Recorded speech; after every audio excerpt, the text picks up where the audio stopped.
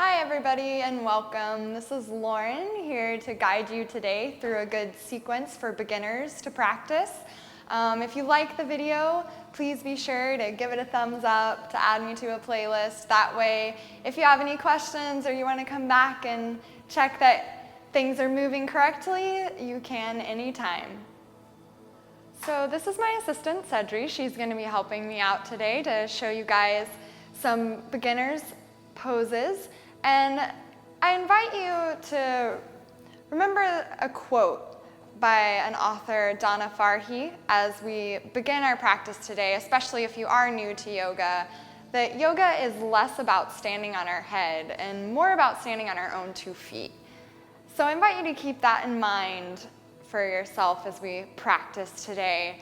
And so to get started, we're going to start in a pose called downward facing dog, which in Sanskrit, Adho Mukha Svanasana.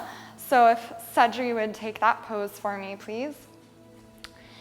And see, here, we really want to be mindful that we're making this nice triangular shape, this inverted V shape. So if Cedri, you could walk your feet in a little bit for me, please. And feel free to bend the knees just slightly. Come into the pose. Bending the knees just slightly to take some of that pressure off the low back and hamstrings. So finding stillness within this pose, making sure your index fingers are pointed directly forward, and really plugging the shoulder blades into the back. So you've got that nice length of the spine here, relaxing the head, maybe shaking it, yes or no. And really breathing, relaxing your heels towards the mat, and really breathing here. So knowing that breath is the foundation of yoga. We'll take 2 deep breaths here, inhaling deeply and exhaling.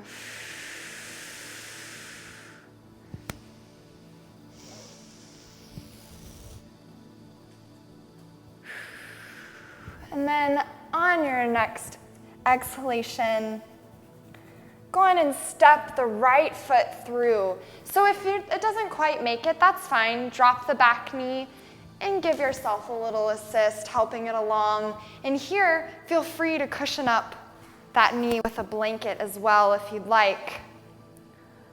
We'll start by inhaling the hands to the thighs. Those back toes are untucked. Rib cage is knitting together so that we're supporting that low back rather than crunching into it. And we'll take 2 breaths here, maybe floating the arms up overhead. Really plugging those shoulder blades into the back, releasing the shoulders away from the ears, neck long. And then exhaling the hands back to the mat. Let's tuck those back toes and lift that back knee. So we're still in this low lunge, but we're just gonna play with a little bit more intensive a variation.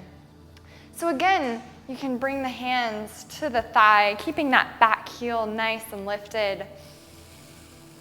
Feeling free here, the feet don't have to be in one line. They can really be more on train tracks. It's a little friendlier to your low back. Really squaring those hips down. Again, knitting that rib cage in. And then inhaling the arms overhead. Maybe wiggling our fingers so we don't take ourselves too seriously. We'll take 1 more deep breath here. And then exhale, plant the palms and go on and step back into that downward dog, that nice inverted V shape, really fanning the fingers bright, bringing a little micro bend to those elbows so we don't hyperextend here. We'll take a deep breath here.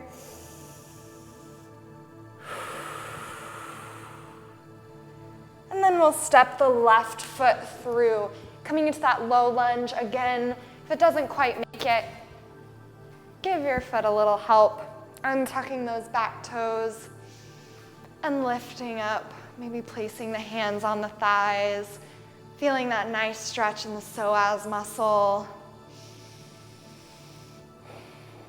And then we'll inhale the arms overhead. Again, releasing the shoulders away from the ears. Taking one deep breath here.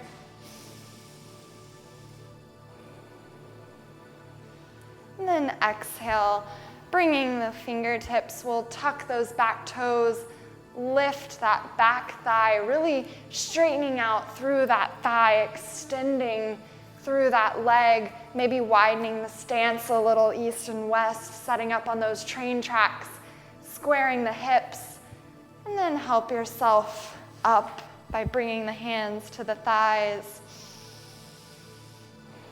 Using that to really ground yourself, square your hips forward. Then maybe float the arms overhead. Taking 2 deep breaths here.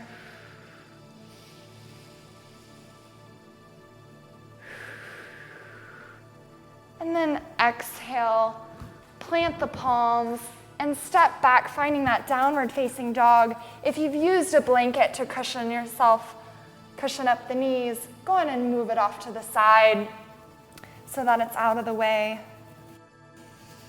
And then we'll walk the feet towards each other a little bit and walk the hands back a little, coming into this nice forward fold, Uttanasana. And here you've got several options for modifications.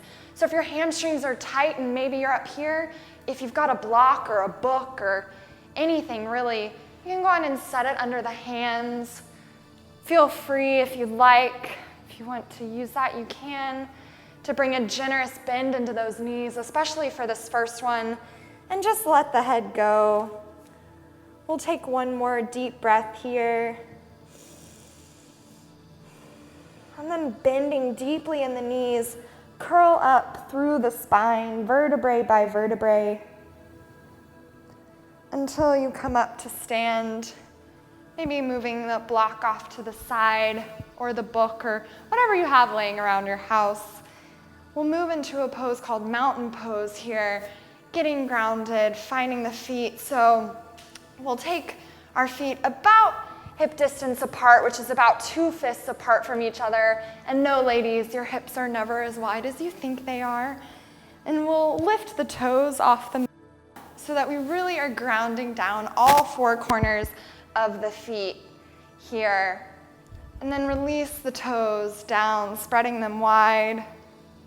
We'll inhale, lift the thighs, lift through the core, and roll the shoulders down the back, opening the palms to the front of the room. Maybe bringing your eyes to rest gently closed, and taking 2 breaths here in this Tadasana mountain pose. Really standing tall.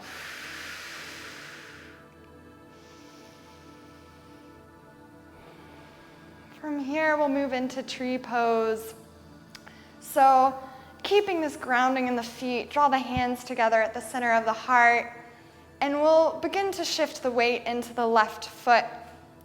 So maybe you come here today and just make a little kickstand, play with taking the balance off, the weight off that right foot. Or maybe you go further. You can bring the foot to the shin, or help yourself up to the thigh. But wherever you are today, just be mindful that you avoid that knee. Keeping your gaze down and long at the floor. We'll take 1 more breath here. And exhale, release back, shifting the weight over to the right side. Again, playing here with your tree pose, making a kickstand or taking it further, just avoiding that knee. We'll take 2 breaths here, really lifting up through the heart, gently pressing in with that left foot and very gently opening that left hip. And then exhale, release the feet down. Thank you very much for standing tall with me today and sharing your practice with me today. I hope you have a wonderful rest of your week and you come back and practice with me some more. Thank you very much. Namaste.